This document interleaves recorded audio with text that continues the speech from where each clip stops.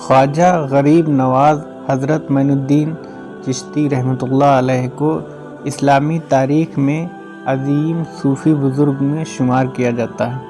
آپ کی زندگی میں بے شمار کرامات کا ذکر ملتا ہے جو انسانیت کی رہنمائی اور خدمت کے لیے مشہور ہیں۔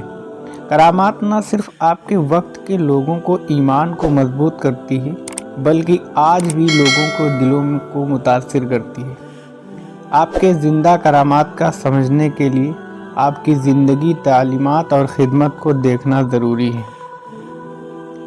خواجہ غریب نواز رحمۃ اللہ علیہ کی سب سے بڑی کرامات آپ کی روحانی تاثیر ہے۔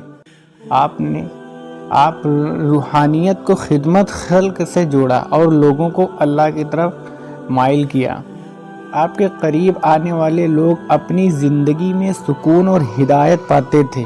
آپ نے ہندو، مسلمان اور دیگر مذاہب کے لوگوں کو انسانیت کا درس دیا اور انہیں اللہ کے قریب کیا۔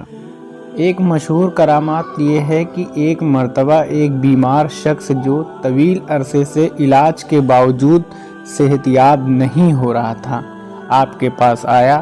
آپ نے اس کے لیے دعا کی اور اسے پانی پر دم کر کے دیا۔ وہ شخص فوراً صحت یاب ہو گیا۔ یہ واقعہ لوگوں کے دلوں میں آپ کی عظمت کو اور زیادہ مضبوط کرنے کا سبب بنا۔ آپ کے زمانے میں کئی لوگ آپ کے پیغام سے مخالفت تھے، لیکن آپ کی کرامات سے وہ ہدایت پاتے تھے۔ ایک مرتبہ ایک شخص جو آپ کا سخت مخالفت کرتا تھا، آپ کے قریب آیا اور آپ کو نقصان پہنچانے کا ارادہ کیا، لیکن جب وہ آپ کے نورانی چہرے کو دیکھتا ہے تو فوراً اپنی نیت بدل دیتا ہے اور ایمان لے آتا ہے۔ جمیر میں ایک مرتبہ سخت سوکھا پڑ گیا تھا۔ لوگ پانی کی قلت سے پریشان تھے۔ آپ نے اللہ تعالیٰ سے دعا کی اور تھوڑی ہی دیر بعد بارش برسنے لگی۔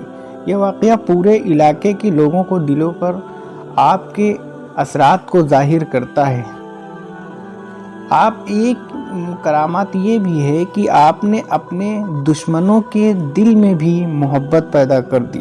ایک واقعہ میں ایک شخص نے آپ کو زہر دینے کی کوشش کی، لیکن اللہ کے حکم سے زیادہ زہر کا اثر ختم ہو گیا۔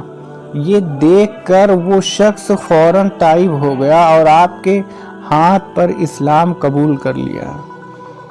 آپ نے لاکھوں لوگوں کو دین اسلام کی طرف راغب کیا ہے۔ کہا جاتا ہے کہ آپ کی زندگی میں 5 لاکھ سے زیادہ لوگ اسلام کی روشنی سے منور ہوئے۔ یہ آپ کی زبردست روحانی کرامات تھی۔ ایک مرتبہ جنگل میں آپ کا سامنا ایک شیر سے ہوا۔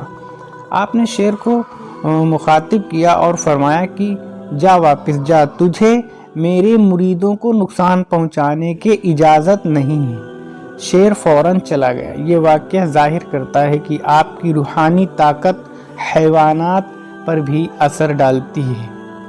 خواجہ غریب نواز رحمۃ اللہ علیہ کا پیغام محبت اور امن تھا۔ آپ نے سخت دلوں کو نرم کر دیا اور ظالموں کو رحم دل بنا دیا۔